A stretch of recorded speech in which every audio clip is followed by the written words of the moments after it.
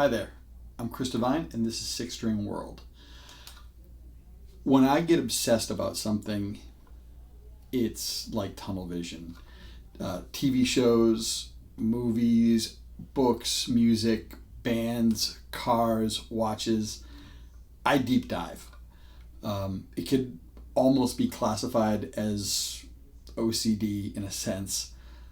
Back in the early aughts, I went into a music store with my cousin, who's kind of a shredder type guitar player. Very European, Uli John Roth style harmonic minor, very fast, very accurate picking.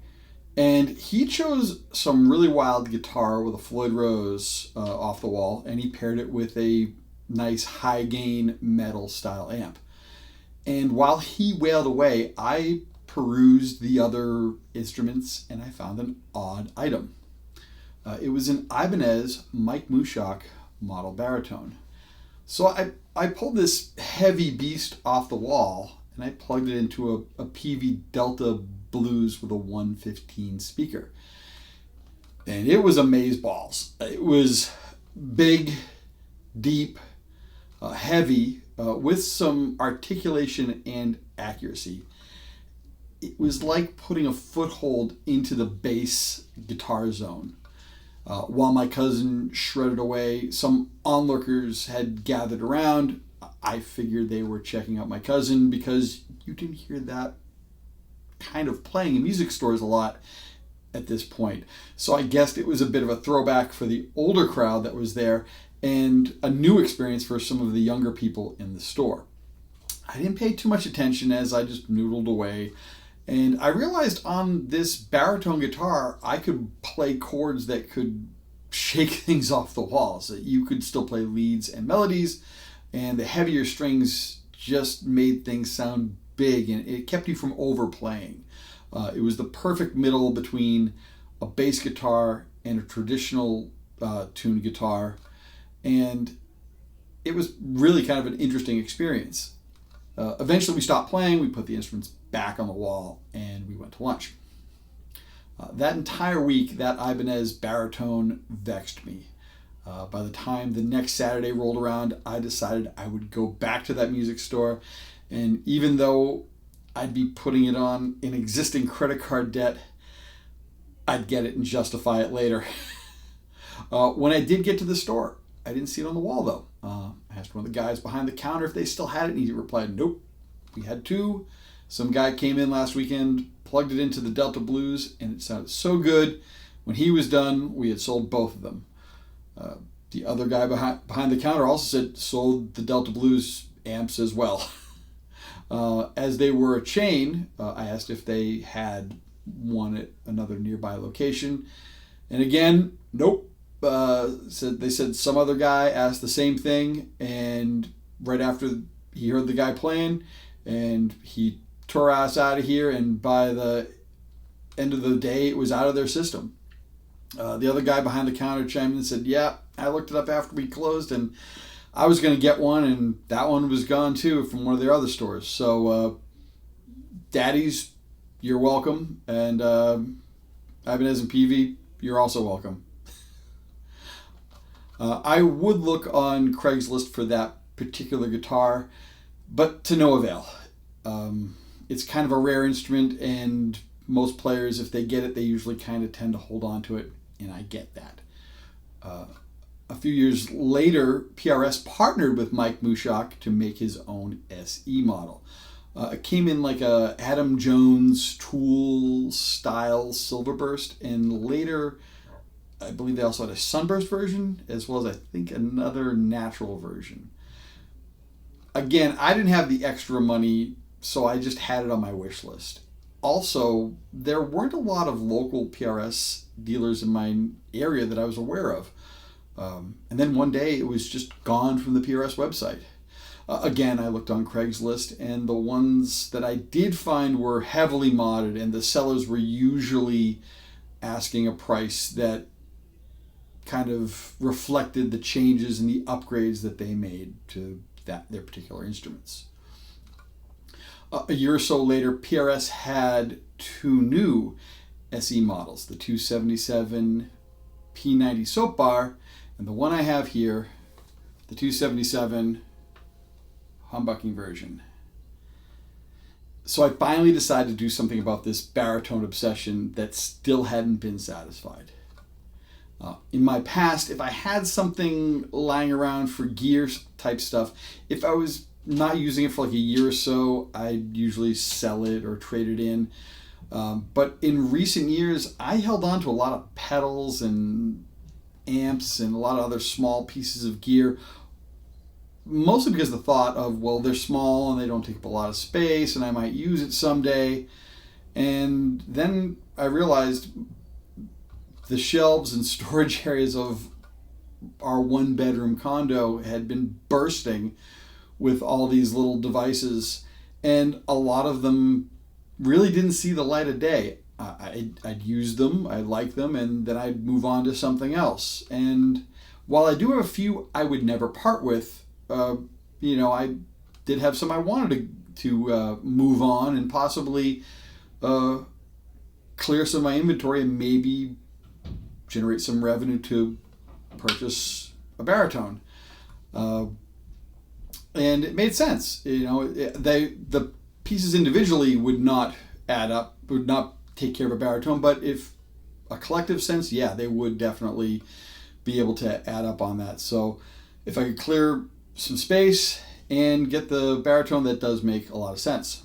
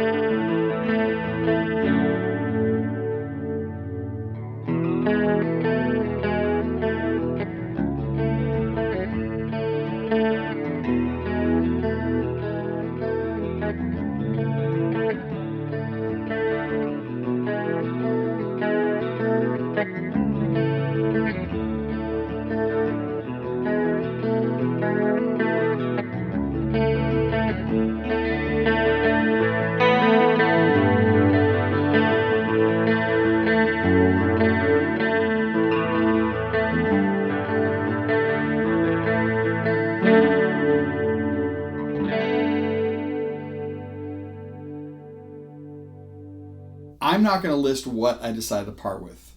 First of all, this isn't kind of like a buy or sell type of situation. And two, I don't want someone to think that because I sold a particular item that it was bad.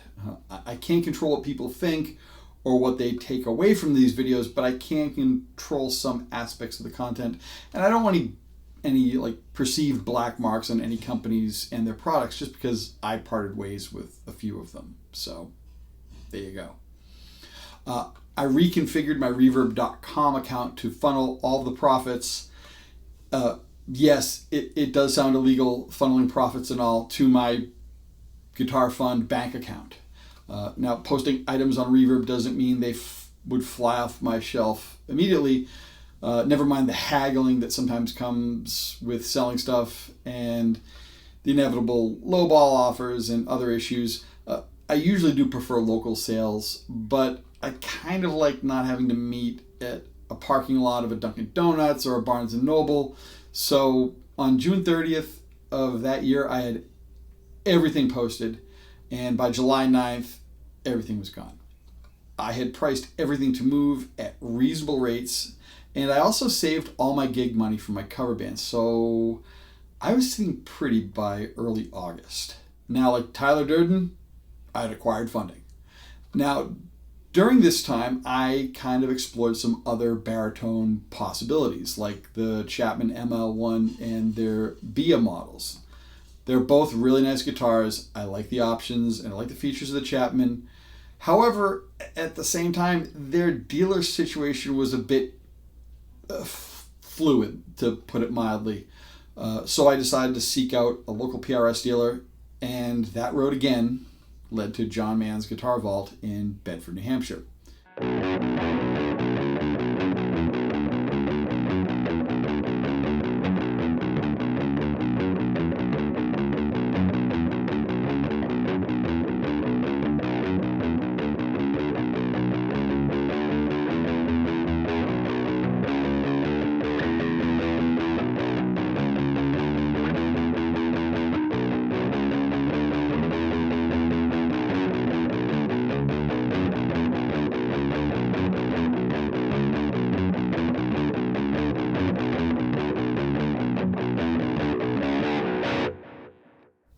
usually every fall, sometimes just after Labor Day, John will put on a guitar clinic with Paul Reed Smith, and he'll usually bring some great guitar players along as well for like a little bit of a clinic and a Q&A session, which is always very cool.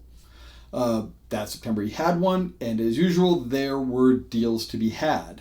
So I made a beeline to the SE area, and I found the only baritone in stock, which is this one. So I grabbed it, I plugged it in, it sounded and felt fantastic, as I remember that big, fat low end, and it wasn't something that was you struggled with. You just hit a big open chord, and it just felt great. You felt the tension, but you also felt the power that came with that. Now, I won't say what I paid for it, but it was a good deal overall. And events like that really, big sales, sometimes they don't come around as much. So when they do pop up, it's usually not a bad idea to capitalize on those.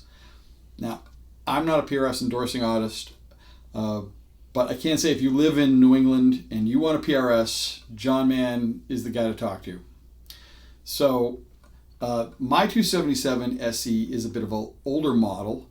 The current PRS website only offers it in a wine burst, and mine is a very nice transparent red all around. It has mahogany body with a maple top, and the flame top is a veneer that's sitting on a maple cap. So you still get that mahogany and maple combo, but the cap that you get probably isn't the prettiest, but the veneer makes up for it, and it looks fantastic. First off, it plays great. I'll attribute that to a few things. When PRS gets their SEs from overseas, they go to Maryland to their main factory for final tweaks and set up an overall quality control inspection. Two, John Mann goes through every guitar he gets in, so I'm betting it got tweaked and adjusted to adapt to our ever-changing New England weather before it went on sale. The nut is very well cut, the fretwork is great. It's a testament to how PRS designs really well guitars, and they really have a high quality control for the factory that is making the SE guitars overseas. Electronics wise, it's pretty simple. It's probably what you would call a McCarty electronics package. I have a master volume, a master tone, a push-pull on the tone, and a 3-way toggle switch. I've come to love the PRS 5-way rotary switch, but this isn't that much of a transition, and in fact this guitar kind of inspired changing the switching around on my CE24, which is got a little bit of a simplified 3-way toggle situation going on for it. You can see it in one of my earlier videos. As far as mods go, in most cases I can grab a guitar and know right away as to what it might need to suit my needs better. And this is kind of a tough one though. The pickups are really good overall.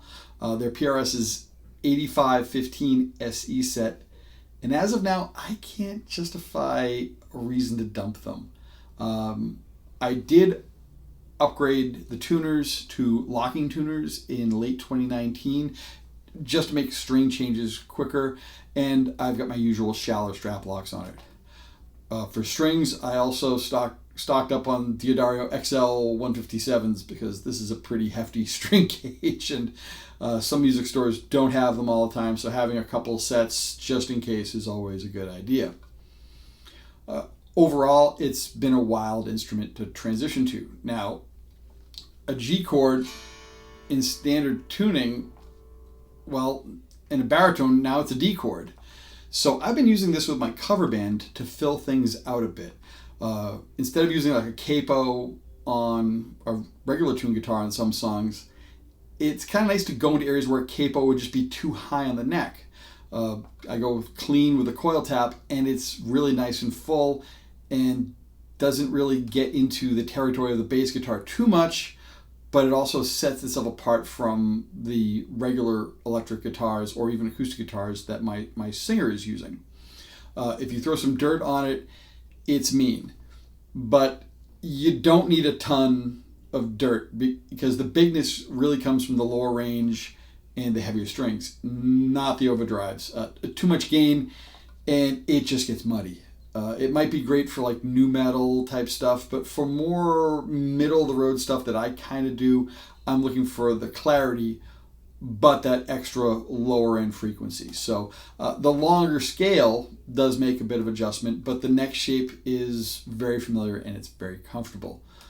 In my original bands, I'm hoping I can bring this in and open up some new sounds with this as well. And it's certainly turned into a game changer for me that doesn't really feel limited. So that's kind of cool.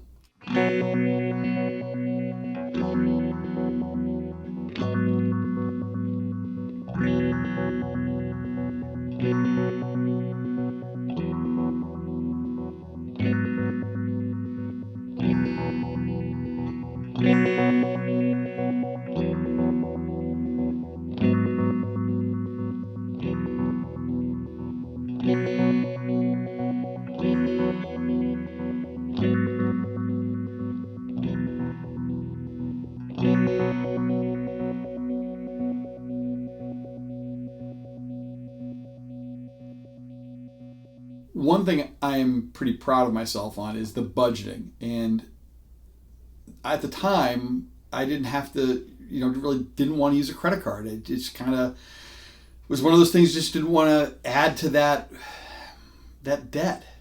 So, doing that budgeting and not having to do financing or anything like that really, really was kind of a relief in some way, and it made it kind of sweeter. Just selling some old gear, saving some gig money, and my usual guitar fund just, it allowed me to get this. Now, it wasn't easy being patient, waiting for that money to accrue, and patience certainly is a tough virtue to really embrace. But like I said, it's almost like a bit sweeter to have this and not have a debt or a monthly payment hanging over my head. So that's really been kind of a nice little icing on the cake, if you will. So how about you guys? Do you have a baritone? And if so, how do you use it in your musical situations? Let me know in the comment section below. And if you like this channel, please hit subscribe, and the bell icon will let you know when I put up a new video. And if you like this video, click the thumbs up button. And if you want to share this, well, there's a button for that as well. Thanks for watching, and I'll see you soon. Take care.